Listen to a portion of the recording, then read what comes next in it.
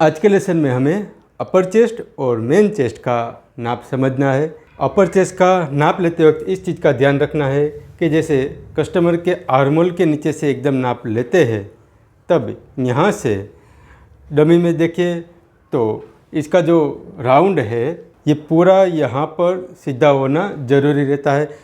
जैसे अपर चेस्ट का नाप लिया तो यहाँ पर जैसे मेजर टेप आपकी क्रॉस चली जाएगी, जैसे यहाँ पर नीचे की तरफ चली जाएगी, तो इस प्रकार से लिया गया नाप गलत आ सकता है, वो ज़्यादा आ जाता है।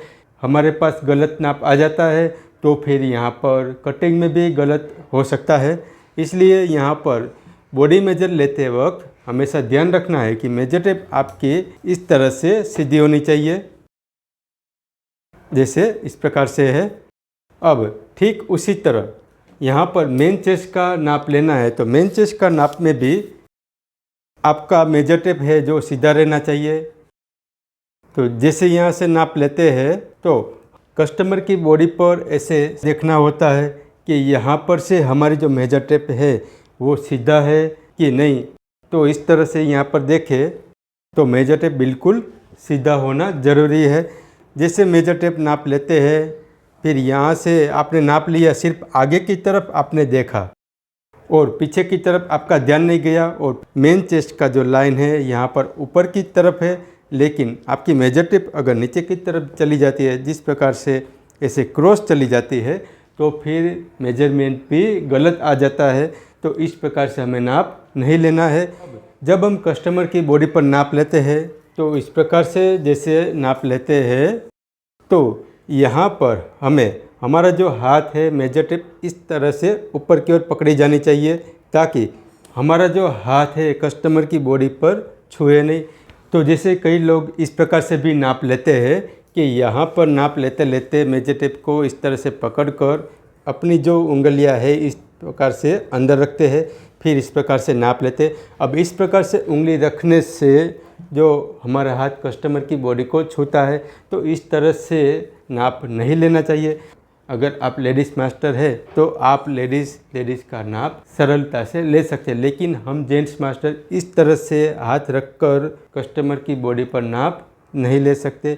जब भी हमें कस्टमर का मेजरमेंट लेना है तब मेजर टेप को यहाँ से पकड़ना है और यहाँ से आते आते इस तरह से आपको मेजर टेप को रखना है।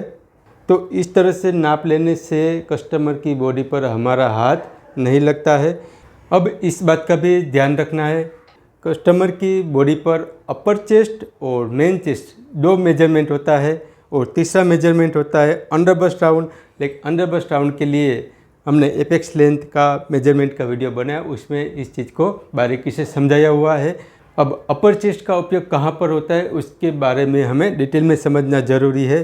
चाहे हम ड्रेस बना रहे हो, चाहे ब्लाउज या कोई भी वेस्टर्न पीस या सादा पीस, किसी भी चीज़ बना रहे हो, तो यहाँ पर आर्मोल का जो लंबाई है वो अपर चेस्ट के अकॉर्डिंग होता है।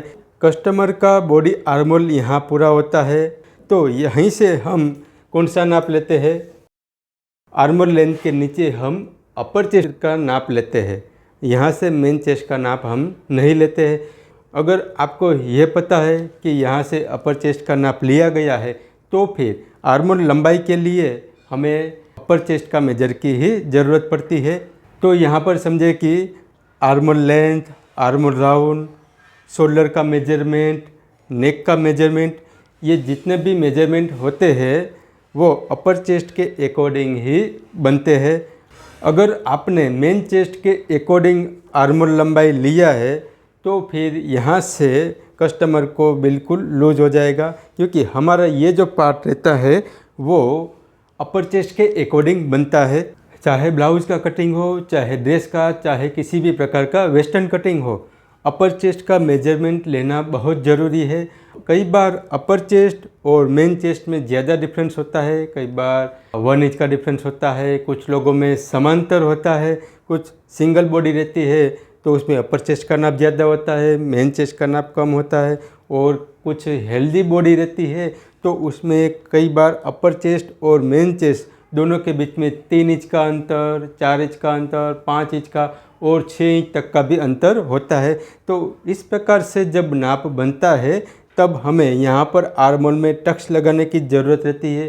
तो वो टक्स कब लगाना चाहिए, उसके लिए आपको अपर चेस्ट का मेजर की ज़रूरत पड़ती है। अगर आपने सिर्फ यहाँ पर मेन चेस्ट का नाप लिया है और अपर चेस्ट का मेजरमेंट नहीं लिया है तो फिर आर्म होल में कभी भी फिटिंग नहीं दे पाएंगे, क्योंकि अपर चेस्ट का मेजरमेंट अलग होता है, मेन चेस्ट का मेजरमेंट अलग होता है। आर्म होल लंबाई, आर्म होल राउंड के लिए अपर चेस्ट का नाप ही लेना पड़ता है। अपर चेस्ट के अकॉर्डिंग ही हम सही फिटिंग दे सकते हैं। जैसे स्लीवलेस बनाना है, ऑफ शोल्डर बनाना है, स्पेगेटी स्टाइल बनाना है, तो इस प्रकार के वेस्टर्न ब्लाउज में भी अपर चेस्ट का मेजरमेंट की ज़्यादा ज़रूरत रहती है। अपर चेस्ट का मेजरमेंट में आप जितना लूजिंग बनाओगे उसी हिसाब से आर्म होल लंबाई बढ़ता रहता है। अगर आपने अपर चेस्ट में 2 इंच लूजिंग लगाया है तो आर्म होल लंबाई भी बढ़ती रहेगी। आपने अपर चेस्ट मेजर में 0 लूजिंग लगाया यानी बिना लूजिंग का बनाया है तो आर्म होल लंबाई अलग बनेगी। अगर आप सिर्फ और सिर्फ मेन चेस्ट के अकॉर्डिंग कपड़ा बना रहे तो आज से आपको अपर चेस्ट का मेजरमेंट लेना भी ज़रूरी रहेगा, क्योंकि आर्म होल में आने वाली जो भी समस्या रहती है, जैसे आर्म होल में नीचे की तरफ क्रीज आना, तो ये सब का मेजरमेंट के लिए शोल्डर स्लोप और सही तरीके का आर्म होल लेंथ होना ज़रूरी रहता है। और सही तरीके का आर्म होल लेंथ के लिए हमें अपर चेस्ट मेजरमेंट लेना ज़रूरी रहता है। अब हमें आगे ये समझना है कि जिस प्रकार से हम ये टोटल राउंड का नाप लेते हैं ये एक बेसिक नाप होता है। अगर हमें आगे और भी प्रोफेशनल समझना है तो हमारी बॉडी में साइड से आगे का नाप ज़्यादा होता है और साइड से पीछे का नाप कम होता है। यहाँ पर साइड का जॉइंट से ये जो डमी में नाप है 17 इंच और फ्रंट साइड से ये जो नाप है 18.5 इंच। तो इस प्रकार से कस्टमर की बॉडी पर भी पीछे का नाप अलग होता है और आगे का नाप अलग होता है। तो उसके लिए पहले टोटल मेजरमेंट लेने के बाद कस्टमर का साइड का पार्ट से बैक पार्ट अलग नाप और फ्रंट पार्ट से अलग नाप लेना पड़ता है ताकि टोटल राउंड भी मिल जाए। तो इस तरीके से प्रोफेशनल मेजरमेंट से भी हम कटिंग कर सकते हैं, क्योंकि ज़्यादातर हम बेसिक कटिंग करते हैं, इसलिए बेसिक के बाद प्रोफेशनल लेवल पे जाना है तो हम बेसिक प्लस प्रोफेशनल मिक्स करके आपको कटिंग समझाएंगे। उसमें भी मिनिमम 90% तक फिटिंग दे सकते हैं। और ये जो प्रोफेशनल मेजरमेंट समझाए उसमें तो फिटिंग बहुत अच्छा आता है, लेकिन उससे भी ज़्यादा जैसे 100% तक फिटिंग देना है तो वो हाई प्रोफेशनल कटिंग होता है। उसमें डायरेक्ट कस्टमर की बॉडी पर या फिर डमी पर कपड़ा रखकर कस्टमर की बॉडी के अनुसार जहाँ पर जितना टक्स की आवश्यकता रहती है उसी प्रकार से बनाया जाता है। अब हम बात करते हैं अपर चेस्ट और मेन चेस्ट में बॉडी मेजरमेंट लेने के बाद ब्लाउज बनाना है तो कितना लूजिंग लगाना है, ड्रेस बनाना है, वेस्टर्न पीस बनाना है, चाहे ये शर्ट बनाना है। तो जैसे शर्ट का कटिंग करना है तो शर्ट में तो यहाँ 5 इंच तक लूजिंग लगाया जाता है, ड्रेस में 1.5 इंच से लेकर 3 इंच तक लूजिंग लगाया जाता है, वेस्टर्न पीस में आधा इंच से 1 इंच तक, और ब्लाउज में 0 से लेकर ज़्यादा से ज़्यादा 1 इंच तक लूजिंग लगाया जाता है। तो ये सब नाप तो हम कटिंग करेंगे, उस टाइम पे आपको समझाते रहेंगे। अब यहाँ पर हमें एक और बात भी समझना है कि जब हम कस्टमर का बॉडी मेजरमेंट लेते हैं तो कई बार कस्टमर ने अंदर पैड वाला इनर पहना रहता है और कई बार बिना पैड वाला इनर पहना हुआ रहता है। तो जैसे आज आपने कस्टमर का नाप लिया, ये बिना पैड वाला इनर वाला, जैसे यहाँ पर नाप आया है 35.5 इंच। अगर पैड वाला इनर पहना है तो कितना नाप आएगा वो भी समझते हैं। तो यहाँ पर जब हम मेन चेस्ट का नाप लेते हैं तो ये नाप बढ़ के आ जाता है। जैसे 35.5 पहले था तो अब ये 36.5 इंच हो गया। पर हमने जैसे 36.5 इंच नाप लिया और उस टाइम पे हमने ड्रेस बनाना है और थोड़ा बहुत जो भी आप लूजिंग लगाते हो लूजिंग लगाने के बाद आपने उनका ड्रेस बनाया, उस टाइम पे उसने बिना पैड वाला इनर पहना हुआ है। फिर कस्टमर जो कपड़ा ट्रायल करते हैं तो फिर बोलते हैं कि यहाँ पर ये कपड़ा में ज़्यादा लूज़ हो गया। तो ये कपड़ा लूज़ होने की वजह या फिर टाइट होने की वजह ये भी होता है। टाइट और लूज के लिए दूसरी वजह ये भी होती है कि आज आपने कस्टमर के कपड़ों का बुकिंग किया, फिर कपड़ा बनाने के बाद कस्टमर 15 दिन बाद या 1 महीने बाद उसको लेने आए तो उस टाइम पे भी टाइट या लूज़ हो सकता है, क्योंकि ये हमारा बॉडी है, कभी कम कभी ज़्यादा ऐसे होता रहता है। इसलिए टाइट लूज़ होना ये एक साधारण सी बात है। अगर टाइट करने से फिटिंग सही आ जाता है या फिर लूज़ करने से फिटिंग सही आ जाता है तो फिर वो ऑल्टरेशन में नहीं गिना जाता है। जैसे शोल्डर गिरना, आर्मर में क्रीज आना, कुछ ज़्यादा ही ढीला बन जाना, कुछ एकदम से ज़्यादा ही टाइट बन जाना, अगर इस प्रकार का कभी प्रॉब्लम होता है तभी वो हमारा बॉडी मेजरमेंट का कहीं पर गलती हो सकता है, या फिर कहीं पर कटिंग का गलती, कहीं पर स्टिचिंग का गलती भी हो सकता है। ये सब बातों को भी आपको ध्यान रखना है। अब हम आगे कस्टमर की बॉडी पर कैसे नाप लेना है वो भी समझते हैं। तो नाप लेने की शुरुआत से कस्टमर को ऐसे हाथ फैलाना है। अब जैसे कस्टमर अपना हाथ ऐसे रखते हैं तब आर्मोल के नीचे से हमारी जो मेजर टेप होती है हमें थोड़ा इस प्रकार से घिसना होता है ताकि यहाँ पर जो नाप है वो परफेक्ट तरीके से आए। इस तरह से मेजर टेप को खींचने में अंदर ड्रेस में इस प्रकार कोई मार्जिन रहता है तो वो सही जगह से बैठ जाता है। इसलिए यहाँ पर आपको मेजर टेप को इस प्रकार से घिस कर यहाँ पर नाप लेना है। अब जैसे कस्टमर का दोनों हाथ यहाँ पर ऊपर की तरफ है तो नाप यहाँ पर 31 बता रहा है। अब जैसे कस्टमर अपना दोनों हाथ नीचे की तरफ रखेंगे, पूरा नीचे की ओर रख दिया, तो यहाँ पर इनका जो अपर चेस्ट का मेजर आया है 31.5। तो इस प्रकार से एकदम सही नाप आता है। और दूसरा, जैसे मैंने समझाया कि यहाँ पर नाप लेते लेते कस्टमर की बॉडी पर अपनी दोनों उंगलियां ऐसे टच करके ऐसे नहीं रखना है। जैसे हमने समझाया कि यहाँ पर आपको मेजर टेप को ऐसे कोने से पकड़ना है और फिर यहाँ पर आपको नाप लेना है। इस प्रकार से लिया गया नाप से अपना हाथ कस्टमर की बॉडी पर टच नहीं करेगा। अब हम मेन चेस्ट का नाप लेते हैं। तो जैसे मेन चेस्ट का नाप लेते हैं तो यहाँ पर आपको देखना है दोनों तरफ से, यहाँ पर आपको देखते देखते पीछे की ओर भी देखना है कि आपकी मेजर टेप सही है या फिर नहीं। अब यहाँ पर नाप देखें तो यहाँ पर 31 इंच है। अब जैसे कस्टमर अपना हाथ नीचे रखेंगे तो सीधा यहाँ पर 31.5 ये नाप बन जाता है। कभी भी नाप ले तो ऐसा हाथ फैलाते हैं, इस प्रकार से नाप लेते हैं, लेकिन जैसे मेजर टेप पकड़ी हुई रहती है तुरंत कस्टमर को ऐसे बोलना होता है कि अपना हाथ नीचे की तरफ रख दे। इस प्रकार से लिया गया नाप ही सही तरीके से आता है, ये आपको ध्यान रखना है। तो दूसरा हमें ये भी समझना है कि यहाँ पर जैसे मेन चेस्ट का नाप लेते हैं तो हमारा जो हाथ का उंगली है यहाँ पर बीच में रहना चाहिए।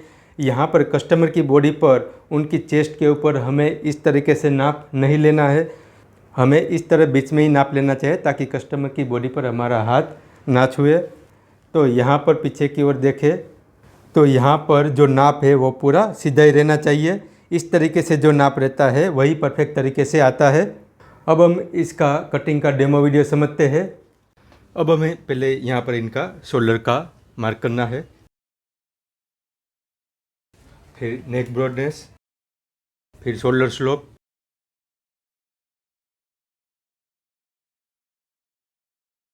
कस्टमर का ब्लाउज़ की लंबाई और कमर का नाप के लिए आगे नए वीडियो में समझेंगे। आर्मर लंबाई के नीचे हमेशा अपर चेस्ट का मेजर रहेगा। अब यहाँ पर शोल्डर सिलाई का मार्किंग होगा और यहीं से आर्म टू आर्म मेजर का नाप लिया जाता है।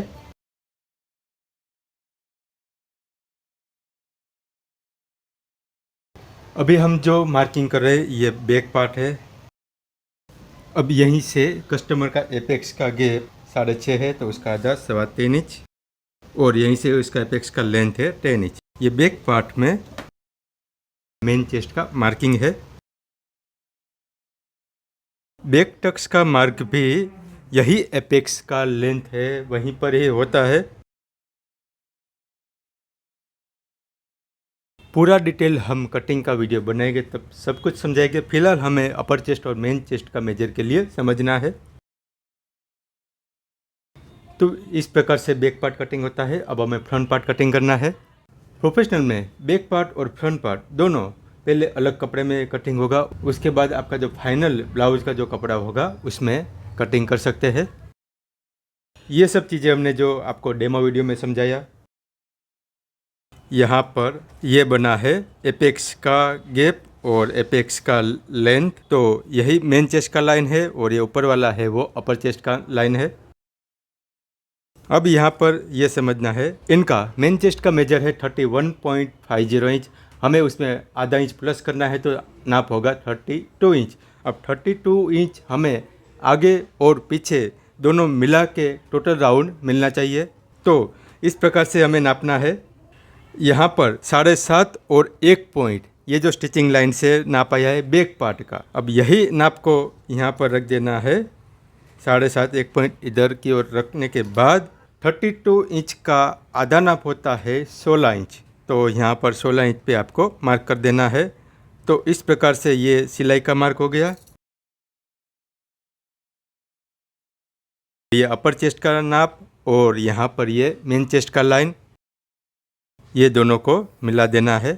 तो इस प्रकार से यहाँ पर टोटल अपर चेस्ट राउंड मिल जाता है और टोटल मेन चेस्ट राउंड मिल जाता है जितना हम चाहते हैं। अब यहाँ पर ये आगे का आर्म राउंड का मार्क है जो इसमें किया गया है।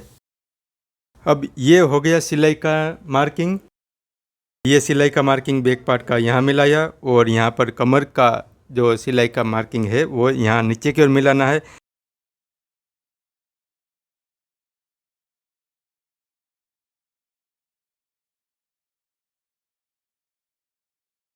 ये अपर चेस्ट का लाइन बना है और यहाँ पर ये लाइन जो बना है मेन चेस्ट का। इस प्रकार से नाप लेने पर आगे का पार्ट अपने आप ज़्यादा आ जाता है। हम जितना चाहते हैं उतना ही नाप यहाँ पर आपको मिलेगा। तो फिलहाल हमें यहीं तक समझना है, अब हम कटिंग करके बताते हैं।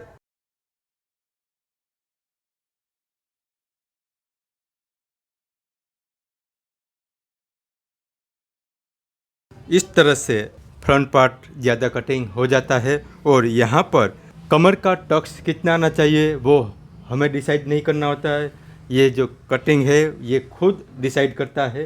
तो इस प्रकार से यहाँ पर जैसे हमने समझाया, आपको अपर चेस्ट और मेन चेस्ट राउंड का ज़्यादा से ज़्यादा प्रैक्टिस करना है। मिलते हैं हम नेक्स्ट वीडियो में एक नए टॉपिक के साथ। आज का ये आपका दिन शुभ रहे।